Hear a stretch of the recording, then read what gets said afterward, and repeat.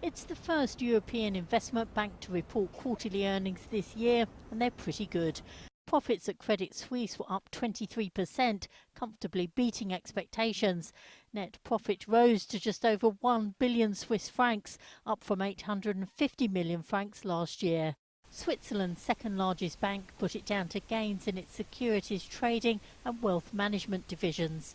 The resurgence in dealing revenues echoes a similar trend on Wall Street, but will it last? Rabobank's Jane Foley. It will continue this year, perhaps not at the sort of pace that we've seen in the first few months, but I think always when you're at a year where there is so much uncertainty, particularly with respect to the Federal Reserve and its interest rate cycle, when we have this sort of turn, then I think volatility in prices is likely to remain at a fairly heightened level.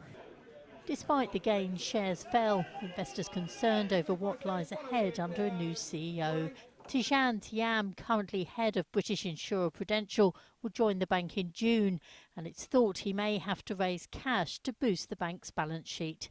Sometimes the markets get accustomed to a certain way of moving forward.